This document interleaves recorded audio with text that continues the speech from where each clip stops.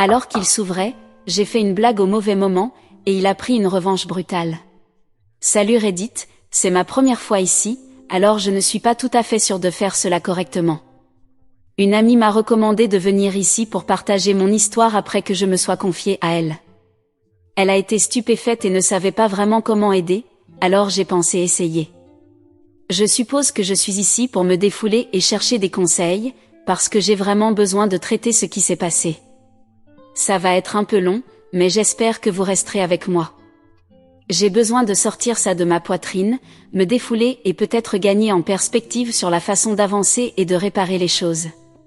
Un peu de contexte pour vous aider à comprendre d'où je viens. Je m'appelle Lisa, j'ai 29 ans et je suis mariée à Greg, qui a 31 ans, depuis environ 5 ans. Notre relation a été généralement bonne. Nous avons eu notre lot de hauts et de bas, mais dans l'ensemble, nous avons été heureux ensemble. Greg est un homme incroyable, romantique, attentionné et toujours prêt à faire plus pour moi. Greg et moi nous sommes rencontrés à l'université et il m'a plu tout de suite. Il avait cette allure silencieuse, presque distante, qui le rendait difficile à approcher au début. Il n'était pas du genre à s'ouvrir facilement, et on avait l'impression qu'il tenait tout le monde à distance. Je ne vais pas mentir, ça a été difficile de percer ce mur qu'il avait érigé. Il était froid, fermé, et ne laissait vraiment personne voir ce qui se passait en lui. Mais pour une raison quelconque, j'étais attirée par lui. J'ai continué à essayer, lentement mais sûrement, de me rapprocher. J'ai passé du temps avec lui, et petit à petit, j'ai commencé à entrevoir qui il était vraiment sous cette façade dure. Cela a pris du temps et de la patience, mais finalement nous nous sommes connectés. Et une fois que nous avons commencé à sortir ensemble, les choses ont vraiment commencé à bien marcher. Il y a 5 ans, nous avons décidé de nous marier. Notre relation n'a pas été parfaite, mais nous avons réussi à la faire fonctionner. Greg a toujours été un peu comme un livre fermé en ce qui concerne ses émotions. Il n'a jamais été du genre à parler de ses sentiments ou de ce qui le dérange, mais malgré cela, nous avons réussi à rester ensemble. Cependant, il y a toujours eu un problème qui nous a toujours dérangés. Greg n'a jamais été doué pour s'ouvrir sur ses sentiments. Il a toujours été un peu sensible et a du mal à exprimer ce qui se passe vraiment à l'intérieur. J'ai toujours essayé d'être compréhensive et patiente avec lui, mais je dois admettre que parfois je trouve difficile de naviguer dans ces problèmes émotionnels, surtout quand je fais face à mon propre stress et que je suis moi-même dépassée. La lutte de Greg avec la vulnérabilité a toujours été quelque chose avec laquelle j'ai essayé de composer. Je me sens souvent comme si je marchais sur des œufs, essayant d'être compréhensive sans trop pousser ou aggraver les choses. Je suis une femme au foyer et j'occupe ce rôle depuis que Greg et moi nous sommes mariés. C'est lui qui travaille et paie les factures, ce qui correspond à notre configuration traditionnelle et fonctionne bien pour nous. Greg a grandi dans une famille très traditionnelle où les hommes étaient élevés pour être stoïques et silencieux sur leurs sentiments. On lui a inculqué dès son plus jeune âge que montrer ses émotions était un signe de faiblesse, et c'est quelque chose qui est resté avec lui tout au long de sa vie. Nous avons tous les deux eu notre lot de traumatismes à surmonter à cause de ces valeurs traditionnelles. Il y a quelques semaines, nous avons eu l'une de ces conversations profondes, où Greg a commencé à parler de ses insécurités et de ses sentiments. Pour lui, c'était une très grande chose parce que, comme je l'ai mentionné, il n'est pas très ouvert sur ses émotions. Il a commencé à partager des choses vraiment personnelles sur ses luttes d'enfance, comment elles ont affecté son estime de soi et comment elles impactent notre relation. Et j'essayais vraiment d'être compréhensive pendant cette conversation. J'ai écouté attentivement, les rassurer et essayé d'offrir du réconfort. Cependant, au milieu de cette discussion sérieuse, j'ai fait une tentative mal avisée d'alléger l'ambiance. Je pensais qu'une petite blague pourrait le faire se sentir mieux, alors que Greg parlait de se sentir le maillon faible de sa famille et de la pression d'être fort et stoïque, j'ai fait un commentaire. J'ai dit quelque chose comme « Oh mon Dieu, un homme qui s'ouvre. Je pense que ça me donne la nausée. Tu es juste émotionnellement défié. Si tu étais plus sensible, tu serais un feuilleton ambulant. » À l'époque, je pensais que c'était une remarque inoffensive et légère, destinée à le faire rire et à alléger l'ambiance. Mais en y repensant, je me rends compte que c'était complètement hors de propos et insensible. Le visage de Greg, qui était doux et vulnérable, est immédiatement devenu très sérieux. Il est passé d'être ouvert et émotionnellement exposé à se fermer complètement. C'était comme si un interrupteur avait été actionné. Il n'a rien dit tout de suite, mais j'ai vu la douleur dans ses yeux. J'ai essayé de revenir en arrière et de m'excuser, mais je savais au fond de moi que j'avais déjà franchi une ligne. L'ambiance dans la pièce a changé radicalement. J'ai ressenti un sentiment de malaise dans ma poitrine en réalisant à quel point j'avais merdé. J'ai essayé de m'excuser immédiatement après avoir fait la blague, mais la réaction de Greg n'a été qu'un silence glacé. Je pouvais voir la douleur dans ses yeux, mais il ne disait rien. Je me suis rassurée en me disant que les choses s'arrangeraient après quelques jours. Nous avons déjà eu notre lot de désaccords et nous parvenons généralement à arranger les choses. Mais cette fois, c'était différent. Greg est devenu de plus en plus distant et renfermé, ce qui était totalement inhabituel pour lui. Il n'était pas du genre à s'ouvrir facilement sur ses sentiments, mais il était généralement chaleureux et attentionné. Ce changement soudain était troublant. Le Greg doux et attentionné que je connaissais semblait avoir disparu et avait été remplacé par quelqu'un de plus froid et plus fermé que jamais. J'ai essayé de parler de ce qui s'était passé, en espérant aborder le problème et arranger les choses. Chaque fois que je le faisais, il évitait le sujet avec des réponses vagues ou changeait simplement de sujet. C'était comme s'il érigeait un mur, rendant presque impossible de l'atteindre. Sa chaleur habituelle avait disparu, et j'avais l'impression de perdre le contact avec la personne que je pensais si bien connaître. Le comportement de Greg a continué à empirer. Il a commencé par s'éloigner de moi émotionnellement et physiquement. Il a cessé d'aider à la maison, et puis, de manière alarmante, il a retiré tout l'argent de notre compte joint. Cela aurait dû être un signal d'alarme, mais je n'ai pas pleinement compris ce qui se passait jusqu'à ce qu'il soit trop tard. Il y a quelques jours, Greg a ramené un chien à la maison. Le problème, c'est que je suis terriblement allergique aux chiens. Je lui ai rappelé mon allergie et lui ai demandé de ramener le chien au refuge. Nous avons discuté d'avant en arrière, et je pouvais sentir ma frustration monter. Finalement, je lui ai dit qu'il devait choisir entre moi et le chien. La réponse de Greg a été immédiate et choquante. Il a choisi le chien. Il m'a dit de faire mes valises et de quitter sa maison. J'étais stupéfaite. J'ai essayé de le prendre comme une blague, j'ai même ri nerveusement, mais Greg était très sérieux. Il m'a dit qu'il en avait marre de ne pas le soutenir et que le chien était mieux que moi. Il a dit que j'étais émotionnellement indisponible et qu'il ne voulait pas répéter son traumatisme d'enfance en restant avec quelqu'un qui pensait que c'était dégoûtant pour un homme de s'ouvrir. J'ai essayé de m'excuser et de raisonner avec lui, mais il ne voulait pas écouter. C'était comme s'il attendait une excuse pour me repousser. Me sentant comme si j'étais dans un cauchemar, j'ai emballé ce que j'ai pu et je suis allée chez ma meilleure amie. Son mari et ses enfants sont en vacances, alors il y a de la place pour moi pour l'instant. Mais ils seront de retour dans une semaine ou quelque chose comme ça. Après cela, je n'aurai nulle part où aller. Je suis perdue, me sentant complètement perplexe sur la rapidité avec laquelle les choses se sont détériorées. Greg, mon mari, est si aimant et solidaire, mais maintenant il ressemble à une personne complètement différente. Maintenant, ma meilleure amie a suggéré que je poste ici, parce qu'elle est aussi confuse par le comportement de Greg que moi. J'ai du mal à comprendre pourquoi il s'attend à ce que je sois constamment émotionnellement disponible, surtout quand je ne suis pas celle qui l'a traumatisé. Je me rends compte que cela peut sembler égoïste, mais je suis vraiment frustrée. J'ai besoin de conseils sur la façon de gérer cette situation. Je ne peux pas me permettre d'être sans abri et je suis à court d'options. Que puis-je faire pour arranger ça? Mise à jour 1, salut Reddit, c'est encore moi. Merci beaucoup pour les conseils et les commentaires que vous avez donnés sur mon dernier post. Beaucoup d'entre vous ont souligné que ce qui se passe maintenant n'a pas commencé récemment. Ça s'accumulait depuis un moment. Vous aviez raison. Je ne me rendais pas compte à quel point j'avais fermé Greg et je ne prenais pas ses sentiments au sérieux. Après avoir posté ici, j'ai contacté Greg, mais il ne voulait pas me parler directement. Alors j'ai demandé à ma meilleure amie de l'appeler pour moi. Finalement, Greg a répondu à son appel. Ils ont parlé pendant un moment, puis j'ai demandé à mon ami de faire savoir à Greg que mon erreur était une chose unique et qu'il réfléchissait probablement trop à cela.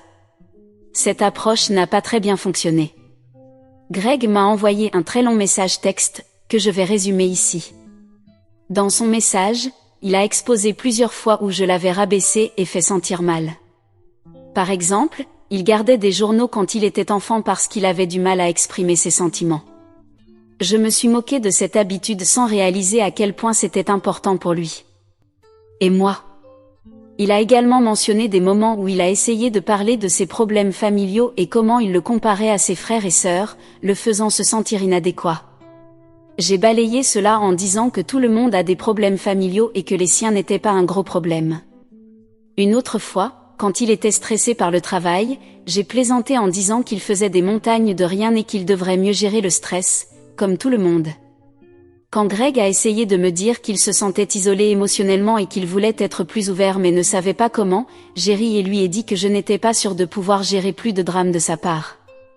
J'ai suggéré qu'il devrait peut-être continuer à tout garder pour lui comme il l'avait toujours fait. En y repensant, je vois à quel point c'était condescendant, mais à l'époque, je pensais juste alléger l'ambiance. Il y a eu d'autres moments où il a exprimé des doutes sur sa capacité à être un bon partenaire. Au lieu de lui offrir du soutien, j'ai minimisé ses sentiments, l'accusant de créer des drames inutiles dans notre relation. Je lui ai dit que nous allions bien et qu'il était simplement en train d'exagérer. Chaque fois qu'il essayait de s'ouvrir, je levais les yeux au ciel ou faisais un commentaire sarcastique, ce qui ne faisait que le fermer davantage. Une fois, Greg a partagé qu'il avait l'impression de ne pas atteindre ses objectifs personnels et qu'il s'inquiétait d'échouer dans la vie. J'ai écarté cela en disant qu'il faisait tout un drame pour rien et que certaines personnes avaient de vrais problèmes à régler.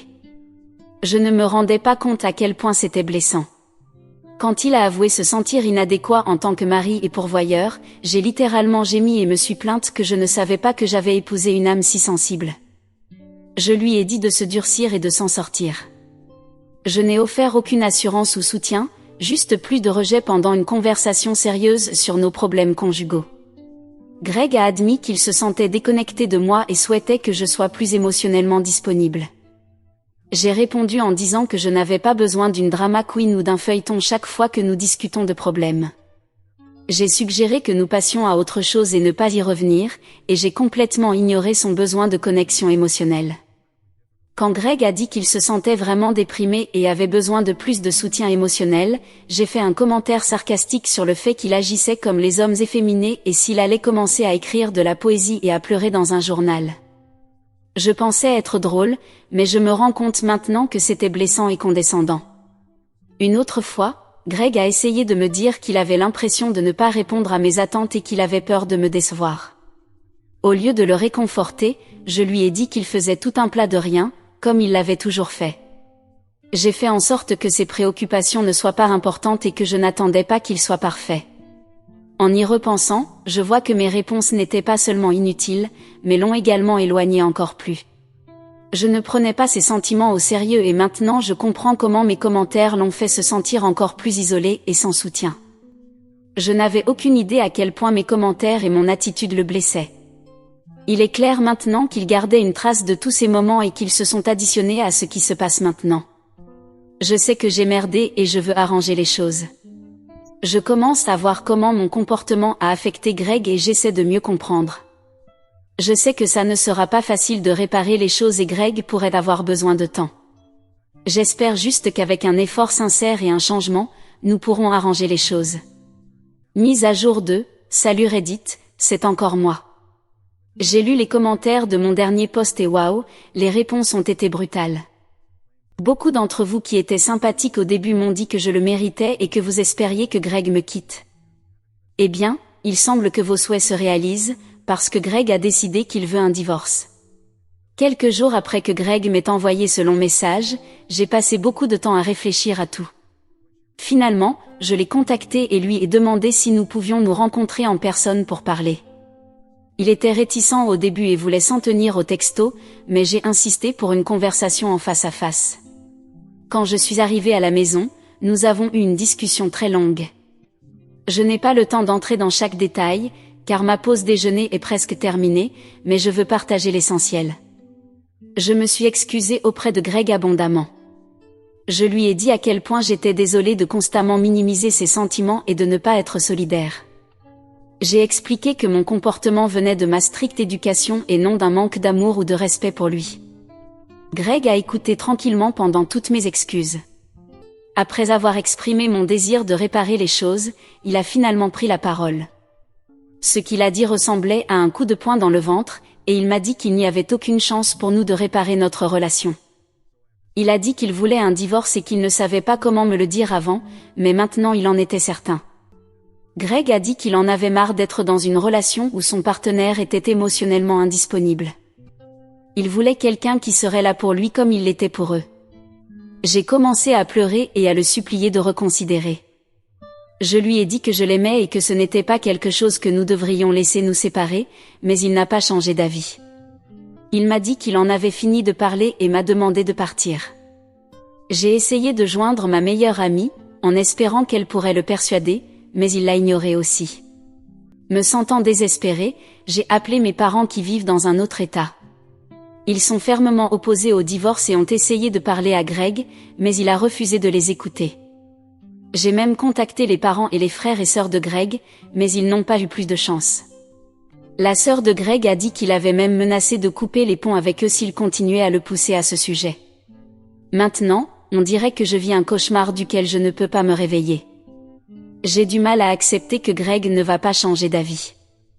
Je continue d'espérer qu'il reprendra ses esprits, mais cela fait des semaines maintenant et rien n'a changé. Je suis épuisée et engourdie.